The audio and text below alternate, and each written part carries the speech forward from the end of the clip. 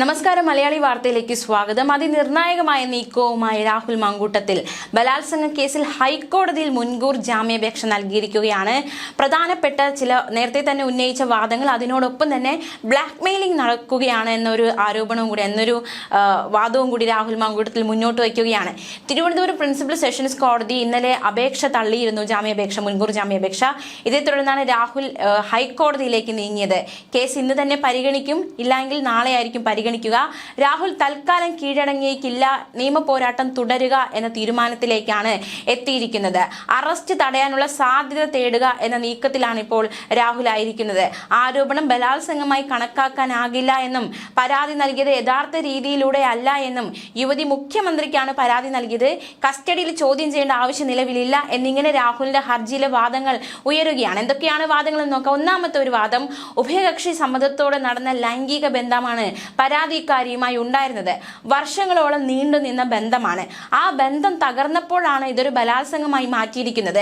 രാഷ്ട്രീയ പ്രേരിതമായ കേസാണിതെന്നും താനൊരു രാഷ്ട്രീയ നേതാവായതുകൊണ്ട് തന്നെ കരിവാരി തേക്കാനാണ് ഇപ്പോൾ ശ്രമിക്കുന്നതെന്നും രാഹുൽ മാങ്കൂട്ടത്തിൽ വാദിക്കുന്നു.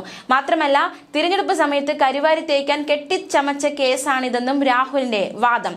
ഇത് വൈകി വന്ന പരാതിയാണ്. 2025 നവംബറിലാണ് ഈ പരാതി കൊടുത്തിരിക്കുന്നത്. പരാതി നൽകാനുള്ള കാലതാമസം വളരെയധികം ദുരൂഹമായി തുടരുകയാണെന്നും രാഹുൽ മാങ്കൂട്ടത്തിന്റെ വാദം. സമാനമായ ഉത്തരവുകളുടെ പകർപ്പുകളും ഹാജരാക്കിയിട്ടുണ്ട്. മാത്രമല്ല, ഏറ്റവും പുതുതായി രാഹുൽ മുന്നോട്ട് വയ്ക്കുന്ന മറ്റൊരു വാദം ബ്ലാക്ക് മെയിലിംഗ് ആണ്. അതായത് ഈ പരാതിക്കാരി തന്നെ ബ്ലാക്ക് മെയിൽ നടത്തുന്നു എന്ന രീതിയിലുള്ളൊരു വാദം മുന്നോട്ട് വയ്ക്കുകയാണ്.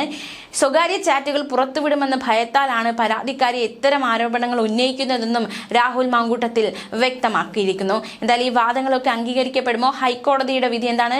ഒന്നുകിൽ അല്പസമയത്തിനകം വിധി വരും, അതല്ല എങ്കിൽ നാളത്തേക്ക് പരിഗണിക്കുക, സ്പെഷ്യൽ മെൻഷനിലേക്ക് എടുക്കുക എന്നൊരു തീരുമാനത്തിലേക്കായിരിക്കും എത്തുക. എന്തായാലും ഏവരും ഉറ്റുനോക്കുകയാണ് രാഹുലിന് ജാമ്യം കിട്ടുമോ എന്നതാണ് ഏറ്റവും പ്രധാനം. തിരുവനന്തപുരം സെഷൻസ് കോടതി വിധി ഗർഭചിത്രത്തിന് പ്രഥമ ദൃഷ്ട്യാ തെളിവുണ്ടെന്ന് കണ്ടെത്തിയിരുന്നു. യഥാർത്ഥ വസ്തുത പരിഗണിക്കാതെയാണ് ഇത്തരം ഒരു നിലപാടിലേക്ക് കോടതി എത്തിയതെന്നും പിന്നെ തുടർ നടപടി, അതായത് ജാമ്യം തള്ളുന്ന നടപടിയിലേക്ക് എത്തിയതെന്നും രാഹുൽ വാദിക്കുന്നുണ്ട്. എന്തായാലും ഉച്ചയ്ക്ക് ശേഷം കോടതി കേസ് പരിഗണിക്കും. ജസ്റ്റിസ് കെ ബാബുവിന്റെ ബെഞ്ചിൽ മെൻഷൻ ചെയ്തെടുപ്പിക്കാനുള്ള നീക്കമാണ് നിലവിൽ നടക്കുന്നത്. ജാമ്യം കിട്ടുക എന്ന ലക്ഷ്യത്തിൽ, അതായത് ഒരു അറസ്റ്റിലേക്ക് പോകരുത് എന്ന നിർബന്ധം രാഹുലിനുണ്ട് എന്ന് തന്നെയാണ് നമുക്ക് കാണാൻ സാധിക്കുന്നത്. എന്തായാലും ഒളിച്ചുകളി, പോലീസും രാഹുൽ മാങ്കൂട്ടത്തിൽ തമ്മിലുള്ള ഒളിച്ചുകളി ഇപ്പോഴും തുടരുകയാണ്. രാഹുൽ ഉണ്ട് എന്ന് അറിഞ്ഞെത്തുന്ന സ്ഥലത്ത് നിന്ന് രാഹുൽ അതിവിദഗ്ധമായി മുങ്ങുകയാണ്. എന്തായാലും എന്താണ് സംഭവിക്കുക വരും മണിക്കൂറുകൾ എന്നതും ഏറ്റവും ആകാംക്ഷ നിറഞ്ഞതായി മാറുന്നു. 9ാം ദിവസവും രാഹുൽ മാങ്കൂട്ടത്തിൽ ഒളിവിൽ തുടരുകയാണ്. പാലക്കാട് MLAക്കായി പോലീസ് അന്വേഷണം ഊർജിതപ്പെടുത്തിയിരിക്കുകയാണ്. സെഷൻസ് കോടതി ജാമ്യാപേക്ഷ തള്ളിയതിനെ തുടർന്ന് കോൺഗ്രസിന്റെ പ്രാഥമിക അംഗത്വത്തിൽ നിന്നും രാഹുലിനെ പുറത്താക്കിയിരുന്നു. അതേസമയം മുഖ്യമന്ത്രി പിണറായി വിജയൻ ഇന്ന് രാഹുൽ വിഷയത്തിൽ നിർണായകമായ ഒരു പ്രതികരണം നടത്തിയിരിക്കുകയാണ്. അതായത് ഈ ഒരു കേസുമായി ബന്ധപ്പെട്ട നടപടികളെല്ലാം, പോലീസ് നടപടികളെല്ലാം ഫലപ്രദമെന്നാണ് മുഖ്യമന്ത്രി പ്രതികരിച്ചിരിക്കുന്നത്. എന്നാൽ കണ്ണുവെട്ടിച്ച് ചിലർ രാഹുലിന് സംരക്ഷണം ഒരുക്കുന്നുവെന്നും മുഖ്യമന്ത്രിയുടെ ആരോപണം. രാഹുലിനെ കുറിച്ച് പുറത്തു വന്നത് ഭീമത്സമായ കാര്യങ്ങളാണ്. ജയിലിൽ കിടന്ന എത്ര MLAമാരെ കോൺഗ്രസ് പുറത്താക്കിയെന്നും മുഖ്യമന്ത്രിയുടെ ചോദ്യം. രാഹുൽ പൊതുരംഗത്ത് നിന്ന് മാറ്റി നിർത്തപ്പെടേണ്ടയാളാണെന്നും രാഹുൽ വിഷയത്തിൽ കോൺഗ്രസിനെ കടന്നാക്രമിക്കുക എന്ന തരത്തിലുള്ള ഒരു പ്രതികരണമാണ് മുഖ്യമന്ത്രി ഇന്ന് നടത്തിയത്. എല്ലാം അറിഞ്ഞിട്ട് നേതാക്കൾ കവചമൊരുക്കുന്ന രൂക്ഷമായ വിമർശനവും മുഖ്യമന്ത്രി മുന്നോട്ട് വെച്ചിരിക്കുകയാണ്. ഭാവിയുടെ വാഗ്ദാനമായി രാഹുലിനെ അവതരിപ്പിച്ചു. രാഹുലിനെ എതിർത്താൽ വെട്ടുക്കിളിക്കൂട്ടം പോലെ സൈബർ ആക്രമണം നടക്കുന്നുവെന്നും മുഖ്യമന്ത്രി പറഞ്ഞു. കൊച്ചിയിൽ വാർത്താ സമ്മേളനത്തിലായിരുന്നു മുഖ്യമന്ത്രിയുടെ പ്രതികരണം. രാഹുലിനെ സംരക്ഷിക്കുന്നത് കോൺഗ്രസ് ആണെന്നാണ് മുഖ്യമന്ത്രി ആരോപിക്കുന്നത്. എവിടെയാണ് ഒളിപ്പിച്ചതെന്ന് പറഞ്ഞാൽ പിടിക്കാമെന്നും രാഹുൽ ഒളിച്ചിരിക്കുന്നത് കോൺഗ്രസിന്റെ സംരക്ഷണത്തിൽ തന്നെയാണെന്നും മുഖ്യമന്ത്രിയുടെ ആരോപണം. എൽദോസ് കുന്നപ്പള്ളിയെയും വിൻസെന്റിനെയും പരാമർശിച്ച മുഖ്യമന്ത്രി അൻവർക്കെതിരെ എന്താണ് കോൺഗ്രസ് നടപടിയെടുക്കാത്തതെന്നും ചോദിച്ചു. എന്തായാലും മുൻകൂർ ജാമ്യാപേക്ഷ പരിഗണിക്കുകയാണ്. ബലാത്സംഗത്തിന് തെളിവില്ലെങ്കിലും ഭീഷണിപ്പെടുത്തി ഗർഭചിത്രം ചെയ്യിച്ചതിന് പ്രഥമ ദൃഷ്ട്യാ തെളിവുണ്ടെന്ന് നിരീക്ഷിച്ചാണ് കഴിഞ്ഞ ദിവസം കോടതി മുൻകൂർ ജാമ്യം നിഷേധിച്ചത്.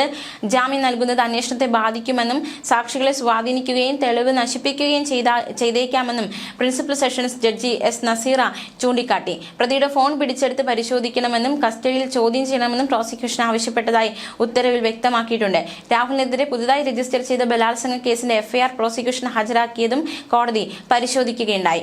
അതേസമയം ഈ പ്രതിപക്ഷ നേതാവ് വി ഡി സതീശന്റെ ഒരു പ്രതികരണം നോക്കാം. സ്പെഷ്യൽ ബ്രാഞ്ചിലെ ഒരു പോലീസുകാരൻ വിചാരിച്ചാൽ രാഹുൽ മാങ്കൂട്ടത്തിനെ അറസ്റ്റ് ചെയ്യാമായിരുന്നുവെന്നും എന്നാൽ ശബരിമല സ്വർണ്ണക്കൊള്ള മറയ്ക്കാനുള്ള ശ്രമമാണ് സർക്കാർ നടത്തിയതെന്നും പ്രതിപക്ഷ നേതാവ് വി ഡി സതീശൻ. പെൺകുട്ടി പരാതി കൊടുക്കുമെന്ന് തലേ ദിവസം മുഖ്യമന്ത്രിക്ക് അറിയാമായിരുന്നല്ലോ. പരാതി കൊടുത്താലുള്ള നടപടിയെക്കുറിച്ചും അറിയാമായിരുന്നു. സ്പെഷ്യൽ ബ്രാഞ്ചിലെ ഒരു പോലീസുകാരൻ വിചാരിച്ചാൽ രാഹുൽ മാങ്കൂട്ടത്തിന്റെ അറസ്റ്റ് നടക്കുമായിരുന്നു. അറസ്റ്റ് ആയിരുന്നില്ല അവരുടെ ആഗ്രഹം. തിരഞ്ഞെടുപ്പ് കാലത്ത് ശബരിമലയിലെ സ്വർണ്ണക്കൊള്ള വിഷയം മാറ്റിവെച്ച് വേറെ വിഷയം ചർച്ച ചെയ്യണം. അതിനായിരുന്നു ഇതെല്ലാം നടന്നതെന്നും വി ഡി സതീശന്റെ വിമർശനം. ഇനി നമുക്ക് ഈ വിഷയത്തിൽ വി കെ ശ്രീകണ്ഠൻ എം പിയുടെ പ്രതികരണം നോക്കാം. ആരോപണ വിധേയനായ രാഹുൽ മാങ്കൂട്ടത്തിനെ ഉയർത്തിക്കൊണ്ടുവന്നതിൽ ആർക്കെങ്കിലും പങ്കുണ്ടോ, വീഴ്ചയുണ്ടായോ എന്ന കാര്യം പരിശോധിക്കുമെന്ന് V K Sreekandan M P. ജനങ്ങളുടെ മുന്നിൽ വെച്ച് സുതാര്യമായിട്ടായിരിക്കും പരിശോധനയെന്നും ഇതിൽ നടപടിയെടുക്കാൻ കെൽപ്പുള്ളവരാണ് കോൺഗ്രസ് നേതൃത്വമെന്നും വി കെ ശ്രീകണ്ഠൻ പറഞ്ഞു. രാഹുൽ മാങ്കൂട്ടത്തിന്റെ വിഷയത്തിൽ കോൺഗ്രസ് സ്വീകരിച്ചത് മാതൃകാപരമായ നടപടിയാണ്. ആരോപണം ഉയർന്ന ഉടൻ തന്നെ രാഹുലിനെ യൂത്ത് കോൺഗ്രസ് അധ്യക്ഷ സ്ഥാനത്ത് നിന്ന് മാറ്റിയിട്ടുണ്ട്. പിന്നീട് പാർട്ടിയിൽ നിന്ന് സസ്പെൻഡ് ചെയ്തു. ആരോപണം ശക്തമായപ്പോൾ പാർട്ടിയിൽ നിന്ന് പുറത്താക്കി. ഏത് പാർട്ടിയാണ് ഈ മാതൃക പിന്തുടരുകയെന്നും വി കെ ശ്രീകണ്ഠൻ ചോദിച്ചു. മുകേഷ് MLA-ക്കെതിരെ കുറ്റപത്രം നൽകിയിട്ട് പോലും ഒരു നടപടിയും ഉണ്ടായിട്ടില്ല. സ്വർണ്ണപ്പാളി മോഷണക്കേസ് പ്രതി പത്മകുമാറിനെതിരെ നടപടിയില്ല.